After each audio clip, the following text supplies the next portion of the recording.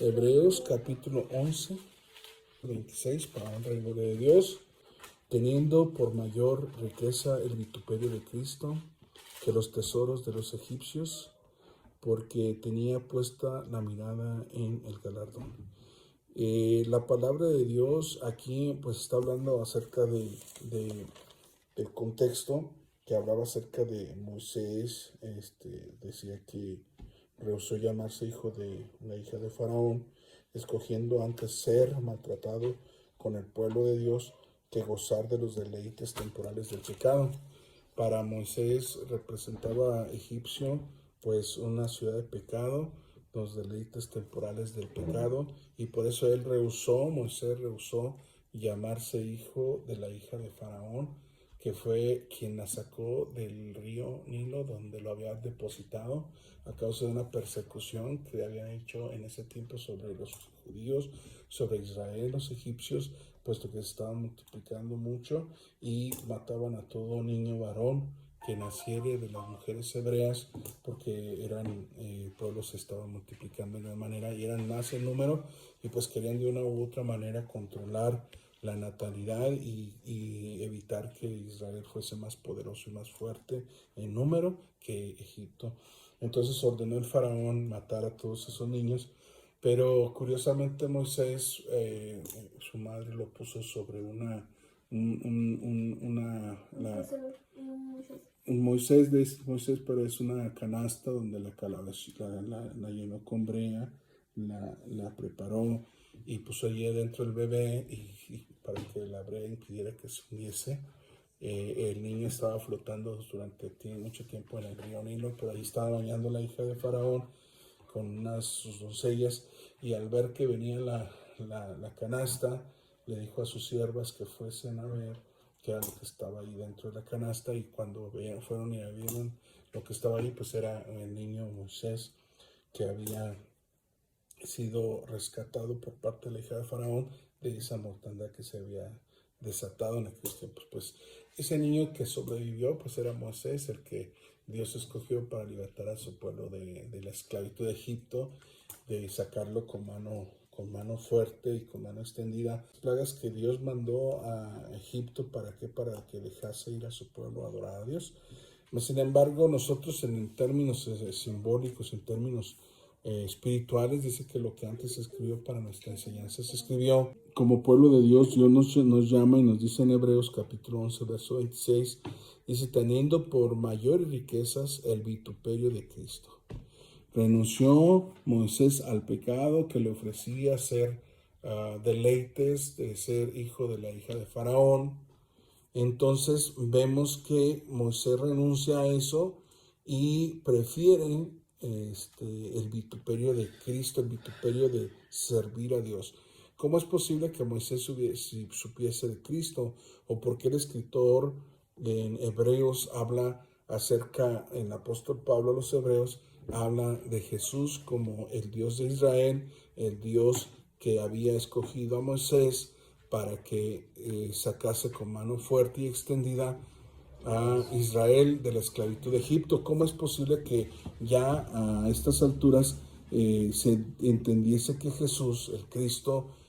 pues iba a estar desde aquel tiempo escogiendo a Moisés? Entonces dice aquí prácticamente Pablo, pues para él no hay ninguna interrogante acerca de que Jesús era el mismo Dios del Antiguo Testamento, que ese Emmanuel, el Dios con nosotros, se había humanado, se había hecho hombre, aquí estaba, y Él nos hizo, dice, el principio del verbo, y el verbo era con Dios, el verbo era Dios, y ese verbo fue hecho carne. Entonces Jesús era el verbo, el que había creado todo, ese principio que dice San Juan 1:1, en el principio era el verbo y el verbo era con Dios y el verbo era Dios. Entonces ese verbo fue hecho carne y habitó con nosotros, y vimos su gloria como, utilizando un símil,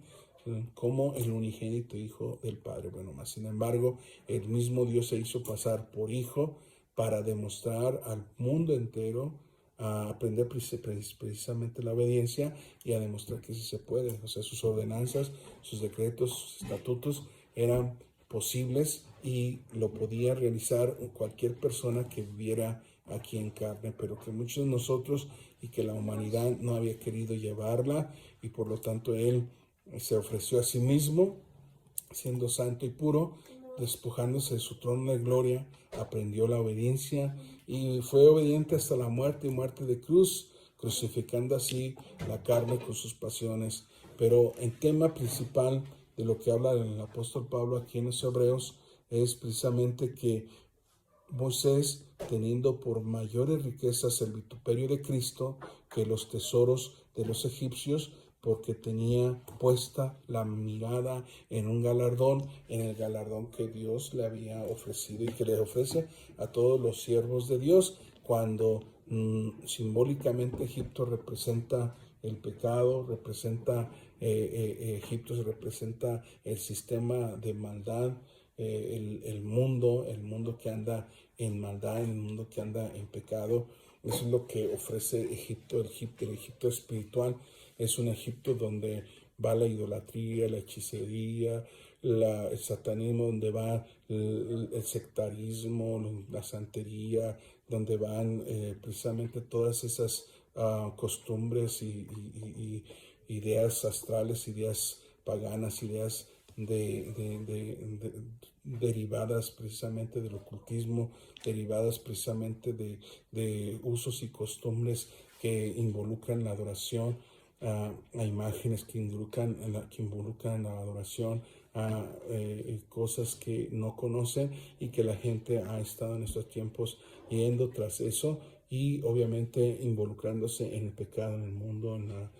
el adulterio, en la fornicación, en todo tipo de cosas que son impuras y impropias para todo aquel que profesa piedad, para todo aquel que busca a Cristo, para todo aquel que busca la salvación, porque en estos tiempos es difícil para la gente concebir que Jesús dejó establecida una salvación para nuestras vidas, que es importante que nosotros tomemos en cuenta que si Moisés tenía precisamente esa tentación de poder obtener y ser llamado hijo de Faraón mediante la hija de Faraón, y teniendo precisamente la oportunidad de tener esas riquezas, ese prestigio, ese poder, sin embargo Moisés, así como Jesús, renunció a todo ello y anduvo en un desierto, y anduvo en ese desierto que muchas veces espiritualmente el cristiano representa, que puede pasar por un desierto, por un momento difícil, que puede ser desesperante para muchos, y que pueden muchos tirar la toalla, que pueden muchos dejar de seguir a Cristo, dejar de tener la fe, el amor, los frutos del Espíritu. ¿Por qué? Porque ese desierto puede ser quizás contrario o adverso al cristiano, porque pues hay ataques del enemigo, el enemigo representa las serpientes. Normalmente en el desierto hay serpientes que son venenosas y que te pueden atacar y te pueden quitar tu fe, pero tienes que estar presto, y a lo mejor te sientes solo, porque en el desierto se siente solo. Moisés anduvo solo en el desierto, prefirió andar solo que sucumbir ante los pecados que ofrecía el Egipto. Así el cristiano fiel, el cristiano que quiere y que pone en primer lugar a Dios, en primer lugar las cosas de Dios, es aquel cristiano que, aunque ande en un desierto, porque mucha gente no va a concordar con él ni con sus principios, porque mucha gente no te va a aceptar, porque mucha gente no te va a querer, porque mucha gente te va a despreciar, porque mucha gente te va a menospreciar. ¿Por qué? Porque eres hijo de Dios, porque eres cristiano.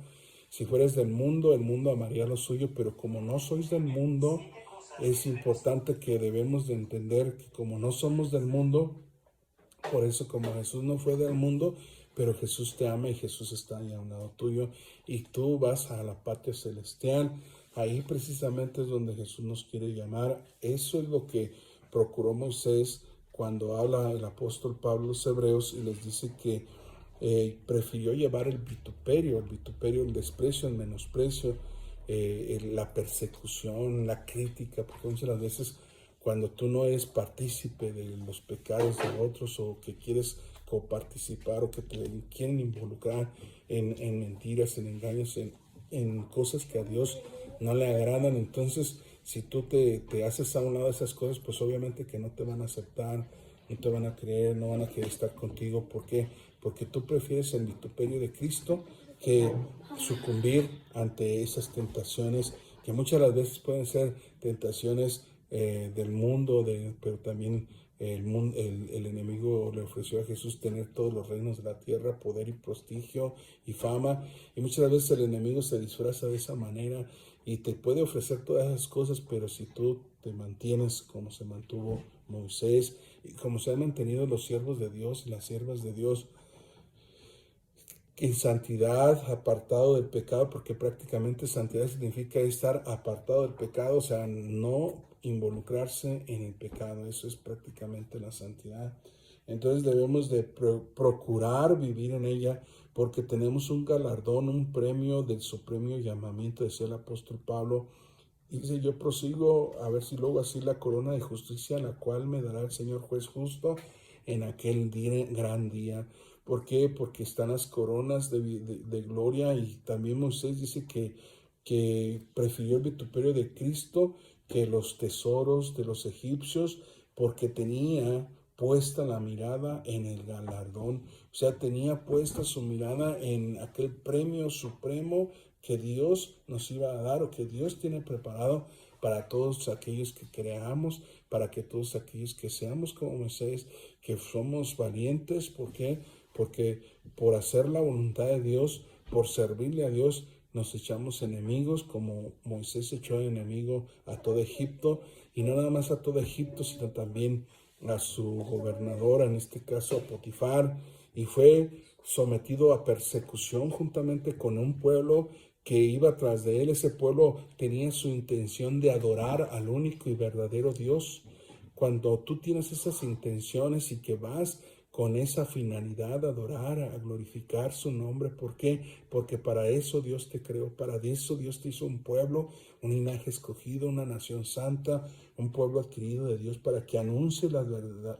virtudes de aquel que os llamó de las tinieblas a su luz admirables. No por nada eres real sacerdocio, nación santa, no por nada eres linaje escogido,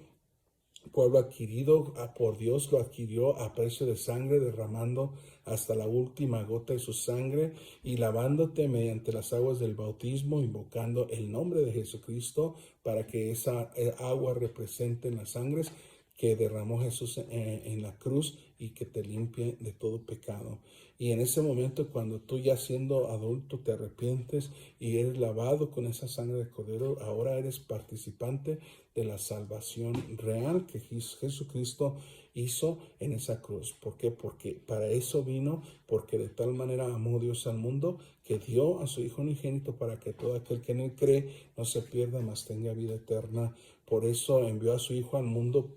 No es porque Dios quería condenar al mundo, sino para que el mundo fuese salvo por él. ¿Por qué? Porque Dios amó al mundo. O sea, aunque el mundo le dio la espalda, le dimos la espalda a Dios. Aunque el mundo nos portamos mal con Dios, pero Dios ocupa de nosotros una conversión, un arrepentimiento. Dios ocupa de nosotros que ya no practiquemos las obras impuras del mundo, que viven las demás familias como cualquier otra persona, con groserías, con maldiciones, con cosas que a Dios no le agradan, porque ahora Dios profesa al cristiano una vida diferente, una vida en Cristo, una vida nueva, de tal manera que si alguno está en Cristo, nueva criatura es, las cosas viejas pasaron y aquí todas son hechas nuevas. Dios nos invita a que así como Moisés tuvo en poco todas esas cosas que le ofrecía a Egipto, y así también cada que el enemigo te ofrezca, cada que el mundo te ofrezca cosas, pues obviamente pon tu mirada en Cristo. Pon a Jesús en primer lugar y atesora lo que Jesús quiere hacer en tu vida y en la vida de tus seres queridos.